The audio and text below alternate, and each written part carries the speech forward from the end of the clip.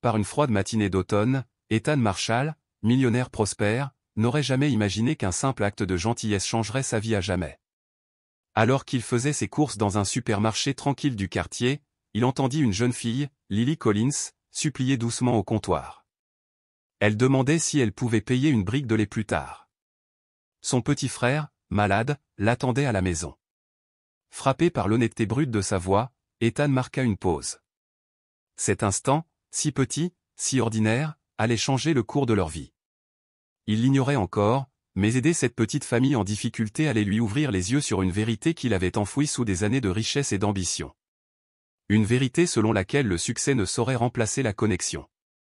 La suite allait le surprendre, lui aussi. Dehors, l'air vif de l'automne mordait la peau. Des nuages gris planaient bas, projetant une lourde obscurité sur la ville. C'était le genre de matinée qui incite les gens à rester blottis sous leur couverture, réticents à affronter le froid. Mais tout le monde n'avait pas ce luxe. À l'intérieur du magasin de quartier, un silence pesant emplissait les allées. Seuls quelques clients s'agitaient, évoluant au rythme ralenti d'une ville alourdie par le froid de la saison. Certains entraient et sortaient précipitamment, impatients d'échapper au vent qui hurlait juste derrière les portes vitrées. Lily Collins entra seule. À seulement 5 ans, ses pas étaient légers et silencieux, à peine perceptibles sur le carrelage froid. Elle portait un manteau bleu délavé, bien trop grand pour sa silhouette délicate, visiblement un vêtement de seconde main. Ses cheveux bruns étaient tirés en 2 tresses inégales, probablement faites de ses petites mains. Elle avançait avec une détermination tranquille, se dirigeant droit vers le rayon des produits laitiers. Elle passa devant les rayons de bonbons colorés qui, d'habitude, attiraient le regard des enfants, mais pas celui de Lily. Son attention était fixée. Lorsqu'elle aperçut la brique de lait, une brève étincelle illumina son regard. Elle se dressa sur la pointe des pieds et la saisit, la serrant contre sa poitrine comme un trésor. Puis elle se dirigea vers la caisse. Il n'y avait qu'une seule caissière, une femme d'un certain âge, le regard fatigué et le chignon serré, dont la voix semblait usée par des années de répétition. Devant elle se tenait un homme grand, vêtu d'un élégant costume sombre, Ethan Marshall. À 40 ans, Ethan avait le regard acéré d'un homme qui avait passé des décennies à bâtir un empire. Mais son regard trahissait une autre histoire, celle de la solitude. Lily se tenait silencieusement derrière lui, serrant le lait à 2 mains. Si silencieuse, en fait, qu'Ethan ne la remarqua qu'après que le caissier eut encaissé ses courses. « Votre total est de 42,17 », a dit la femme d'une voix monocorde. Alors qu'Ethan cherchait son portefeuille, une petite voix perça le silence.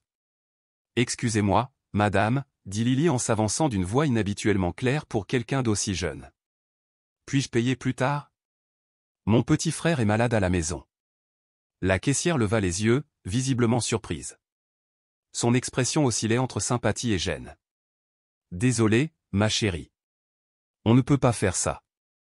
Tu as l'argent ? » Lily déglutit difficilement, les yeux fixés sur la boîte. « Pas maintenant. Mais je te promets de l'apporter. Ma mère a dit qu'elle aurait bientôt de l'argent. » Il y avait quelque chose dans son ton, un mélange inébranlable de dignité et de désespoir qui figea Ethan. Il se retourna lentement, la voyant vraiment pour la première fois. Une enfant trop jeune pour porter de tels fardeaux. Une enfant qui, dans un monde plus juste, n'aurait jamais à assumer seule une telle responsabilité. « Mon frère n'a que 2 ans, » ajouta Lily d'une voix à peine murmurée. « Il a de la fièvre depuis hier. » La caissière soupira. Elle semblait déchirée, prise entre les règles de l'entreprise et la compassion humaine. « Je suis désolé, ma chérie, mais je ne peux vraiment pas. »« Je paierai pour ça », interrompit Ethan d'une voix plus sèche qu'il ne l'aurait voulu. Les mots lui étaient sortis avant qu'il ait eu le temps de réfléchir. Lily cligna des yeux, surprise. Ses grands yeux bruns croisèrent les siens, emplis d'hésitation. Elle n'avait pas demandé d'aide. Elle ne l'avait même pas remarqué jusqu'à présent. Et pourtant, il était là, lui offrant exactement ce dont elle avait besoin. « Tu n'es pas obligé, » murmura-t-elle, la fierté perçant ses paroles. « Je peux revenir plus tard ?» Ethan s'accroupit à côté d'elle. De près, il pouvait voir la constellation de taches de rousseur sur son nez, le léger tremblement de sa lèvre inférieure alors qu'elle essayait de rester courageuse. « Ce n'est pas grave, » dit-il doucement. « Parfois, on a tous besoin d'aide. Et quand on le peut, on aide quelqu'un en retour. » Lily l'observa, l'air sérieux bien trop sérieux pour une enfant de son âge. Puis, lentement, elle hocha la tête. « Je te le promets, murmura-t-elle, comme pour sceller un pacte. Ethan paya le lait et le lui tendit. Elle le serra comme si c'était la chose la plus précieuse au monde. « Merci, dit-elle d'une voix encore plus douce. Mon frère va aller mieux. » Avant qu'Ethan ne puisse répondre, elle se retourna et courut, disparaissant dans le vent froid à l'extérieur. Il resta là un long moment, submergé par une vague d'émotions inconnues. Quelque chose avait changé au plus profond de lui. Quelque chose qu'il n'avait pas ressenti depuis des années. Il réalisa, à cet instant précis, que la bonté ou la bonté véritable, désintéressée pouvait se propager dans le monde comme une étincelle dans l'obscurité. C'était bien, dit la caissière, le ramenant à la réalité. Il y a beaucoup d'enfants comme elle par ici. La vie est dure dans ce quartier. Ethan hocha la tête, n'écoutant qu'à moitié. Son esprit restait fixé sur la fille. « Tu la connais ?» demanda-t-il. Le caissier haussa les épaules. « Je l'ai vu plusieurs fois. Toujours seul. Je crois qu'il habite dans ce vieil immeuble de Lincoln Street. Vous savez, celui qu'il prévoit de démolir ?» Il hocha de nouveau la tête. Il connaissait cet endroit. Il était passé devant d'innombrables fois, observant sa lente dégradation. Mais maintenant, cela signifiait autre chose. Maintenant, cela signifiait Lily. Cela signifiait sa maison, son monde. Il quitta le magasin, mais il ne pouvait s'empêcher de penser à elle. Sur le chemin du retour vers son luxueux appartement, ses pensées tourbillonnaient. Le poids d'une décision qu'il n'avait même pas prise consciemment pesait lourdement sur lui. Que représentait une brique de lait pour lui? Rien. Mais pour Lily, c'était tout. Arrivé à son immeuble, il resta un long moment assis dans sa voiture, à contempler l'horizon brumeux. Le visage de Lily flottait dans sa mémoire, ce regard sincère, sa promesse solennelle, la force cachée dans un si petit corps. Et puis ça l'a frappé. Pour la première fois depuis des années, il réalisa à quel point il était fatigué. Fatigué du vide, fatigué du silence de sa vaste demeure, fatigué de courir après des choses qui le laissaient plus seul que jamais. Il était peut-être temps de faire quelque chose de différent. Peut-être était-il temps de changer.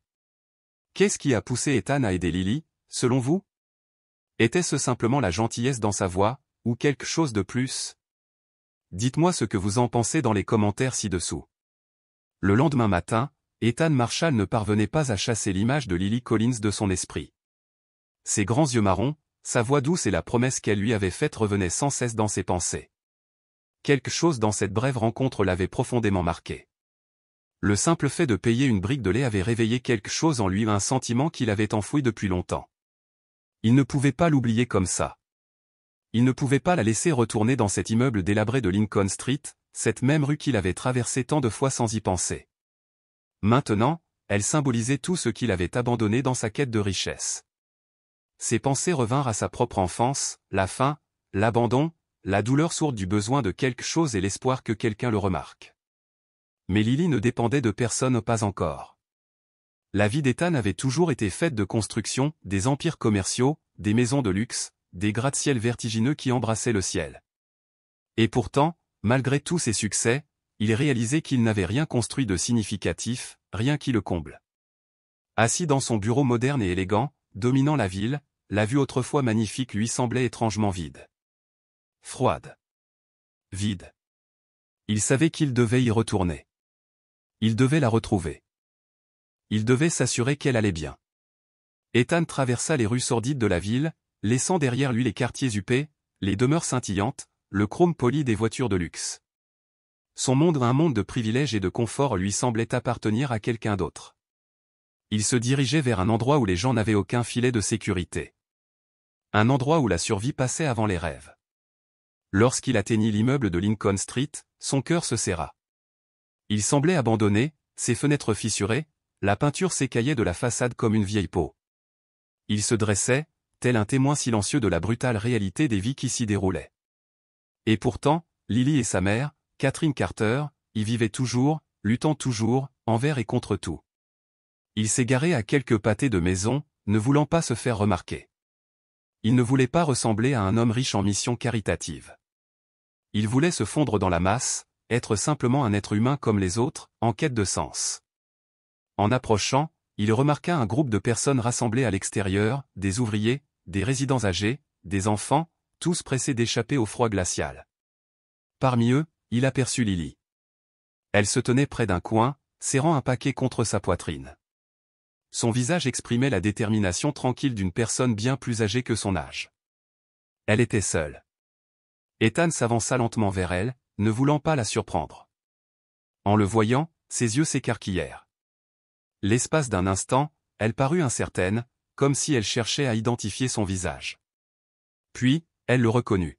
« Toi. Tu es l'homme du magasin, dit-elle. » Sa voix avait conservé cet étrange calme, trop mature pour une enfant si jeune. Ethan sourit doucement, s'accroupissant à sa hauteur. « Je suis content que tu te souviennes de moi, dit-il. » Il pouvait lire la fatigue sur son visage, la façon dont sa petite silhouette semblait peser sur bien plus que le simple poids qu'elle portait dans ses bras. « Est-ce que ça va » demanda-t-il doucement. Lily hocha la tête, mais son regard la trahit. « Je vais bien. Je suis juste venu voir ma mère. Elle est malade et elle ne se sent pas mieux. » La culpabilité se serra dans la poitrine d'Ethan. Il avait senti qu'elle portait un lourd fardeau, mais se tenir là, la voir ainsi, le frappait plus fort qu'il ne l'imaginait. « Puis-je vous aider avec quelque chose » demanda-t-il, espérant faire plus que de la sympathie en l'air. Lily hésita. « On n'a pas besoin de charité » dit-elle en détournant le regard. Sa fierté l'emportait sur son besoin, mais Ethan voyait bien les efforts qu'il fallait pour maintenir ce mur intact. « Je ne fais pas la charité » répondit-il, plus fermement qu'il ne l'aurait voulu. « Je veux juste aider. Ta mère a besoin de soins médicaux, n'est-ce pas ?» Le regard de Lily se porta vers le bâtiment derrière elle. « On est allé aux urgences. Ils ont dit que c'était juste un rhume. Mais je ne pense pas que ce soit juste un rhume. Mon frère Samuel, son état empire aussi. » Un sentiment d'urgence envahit Ethan. Cela ne pouvait pas attendre. « Où est ta mère ?»« Elle est à l'intérieur, » répondit Lily en désignant l'entrée. « Je vais t'accompagner. » Ethan la suivit dans le couloir sombre. L'air était vicié, lourd de poussière et d'humidité. Les murs étaient fissurés et usés, chaque centimètre chuchotant des histoires de souffrance. Mais Lily avançait avec détermination, comme quelqu'un qui connaissait trop bien les lieux. Quelqu'un qui avait appris à s'adapter aux ruines qui l'entouraient. Arrivée à l'appartement 407, elle frappa doucement puis ouvrit la porte. À l'intérieur, Catherine Carter était assise sur le canapé, le visage pâle et épuisé. Elle était visiblement malade depuis un certain temps. En voyant Ethan, ses yeux se plissèrent, méfiants. « Qui es-tu » demanda-t-elle d'une voix rauque. « Je suis Ethan Marshall » dit-il calmement. « Je sais qui tu es » l'interrompit-elle d'un ton sec. « Que veux-tu » ? « Je suis là pour Lily » dit Ethan en jetant un coup d'œil à la fille à côté de lui. « Elle a besoin d'aide. Vous en avez besoin tous les deux. » Catherine resta silencieuse. Elle regarda Lily, toujours avec son paquet, le visage indéchiffrable. Finalement, elle hocha lentement la tête.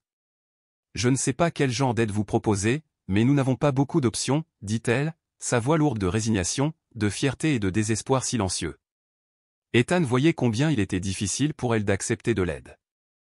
Mais il lisait aussi la lassitude dans ses yeux. Elle avait besoin d'attention. Samuel aussi. Et le temps pressait. « J'ai un ami médecin » dit doucement Ethan. « Je peux vous soigner tous les deux. Vous n'aurez pas à vous soucier des factures. » Catherine resta silencieuse un long moment, ses yeux passant de lui à ses enfants. « Tu n'es pas obligé de faire ça » murmura-t-elle finalement. « On ne veut rien devoir à personne. » Ethan se pencha, d'une voix douce mais assurée. « Il ne s'agit pas de devoir quelque chose à qui que ce soit. Il s'agit d'aider. Laisse-moi faire ça pour Lily, pour Samuel. Tu as déjà tant fait pour eux. » Catherine sembla hésiter, son regard scrutant le visage d'Ethan à la recherche de quelque chose de plus. Après un bref silence, elle hocha la tête. « D'accord, » dit-elle finalement, la voix teintée de résignation et d'une pointe de confiance. « Mais seulement si tu me promets de ne pas t'en aller comme ça. J'ai besoin de savoir que tu n'es pas là pour une œuvre caritative. » Ethan sourit doucement, soutenant son regard sans sourciller. « Je ne vais nulle part, promit-il. » Ethan Marshall était assis dans le silence de son élégant appartement en hauteur, les lumières de la ville scintillant en contrebas. Autrefois, cette vue symbolisait le pouvoir, le contrôle et tout ce pourquoi il avait travaillé si dur, réunions interminables, dîners somptueux, contrats à enjeux élevés. Mais ce soir-là, elle lui semblait vide. Son esprit n'était pas occupé par sa prochaine aventure à plusieurs millions de dollars. Il était plutôt absorbé par Lily Collins, Catherine Carter et le garçon prénommé Samuel. Il avait tenté de réprimer l'attirance grandissante en lui, le besoin urgent de faire autre chose que simplement observer à distance. Mais malgré tous ses efforts, il ne parvenait pas à se défaire de la vérité, il devait les aider. Ou peut-être, étrangement, l'aider-il. Il avait bâti sa vie sur la quête de la richesse, mais à présent, cette quête lui semblait vaine. Ce qui comptait davantage, c'était le sentiment d'appartenance ou d'avoir une famille, quelque chose qu'il avait toujours désiré sans jamais vraiment trouver. La décision n'était pas facile. Un contrat prestigieux à Dubaï l'attendait, lui promettant encore plus de succès et de reconnaissance. Mais en repensant à Lily, à la promesse qu'elle avait faite d'aider les autres autant qu'elle le pouvait, il comprit quelque chose de profond. Le succès sans but était vain. Lily lui avait montré ce que signifiait ressentir à nouveau. Malgré son jeune âge, elle possédait une profondeur, une force tranquille qu'Ethan admirait profondément. Elle ne cherchait pas un sauveur, mais une chance. Alors, presque instinctivement, il se retrouva à emprunter des rues qu'il ignorait auparavant. Lincoln Street. Le quartier n'avait pas beaucoup changé, il était encore un peu sauvage mais aujourd'hui, c'était exactement là où il devait être. Lorsqu'il arriva à leur immeuble, il n'hésita pas.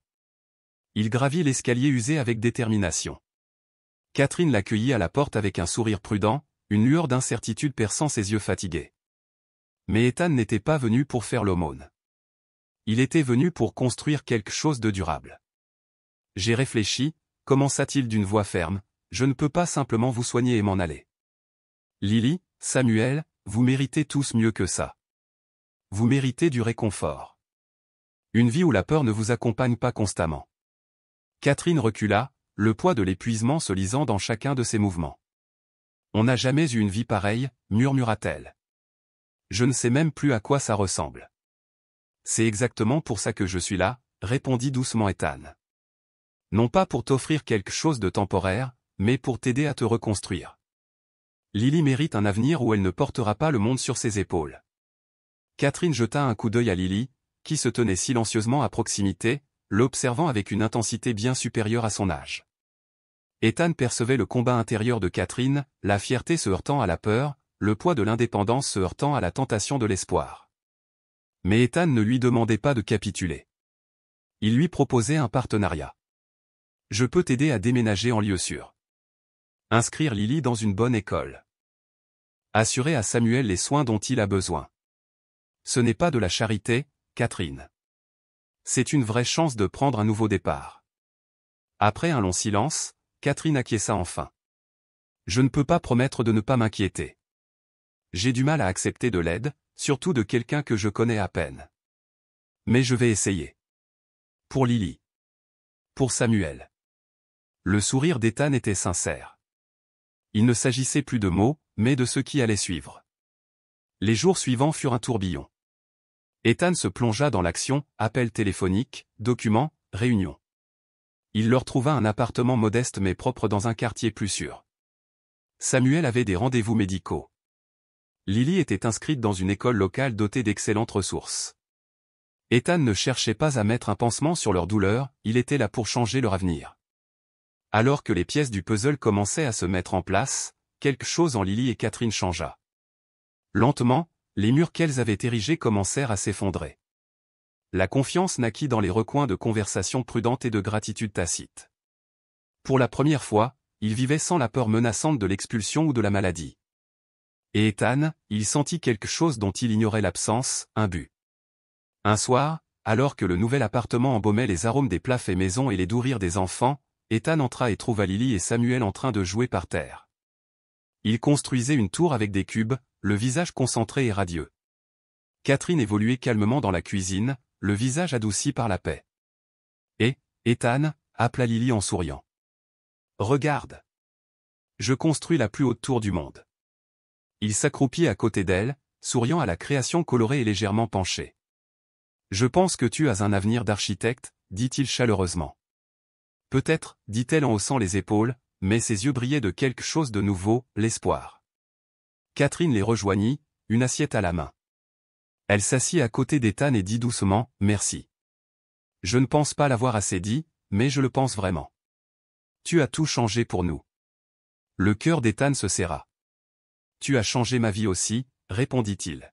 « Je n'avais pas réalisé à quel point tout cela me semblait vide avant de te rencontrer. Merci de m'avoir permis de participer à tout ça. » À cet instant, entouré de la famille qu'il ne s'attendait pas à trouver, Ethan se sentit enfin entier. Il n'était plus seulement un homme riche et puissant, il faisait partie de quelque chose de réel. Cette histoire témoigne du pouvoir de la compassion. Le choix d'Ethan d'aider Lily et sa famille nous rappelle que le succès ne se mesure pas à la richesse, mais à la différence que nous faisons dans la vie des autres. Parfois, la plus belle chose que nous puissions offrir n'est pas l'argent, mais la présence, l'attention et la volonté d'aider quelqu'un à se reconstruire. Et vous? Pensez-vous qu'Ethan a fait le bon choix? Est-ce trop important de s'en soucier autant? Dites-le nous dans les commentaires ci-dessous. Et si cette histoire vous a touché, n'oubliez pas de cliquer sur « J'aime » et de partager d'où vous la regardez.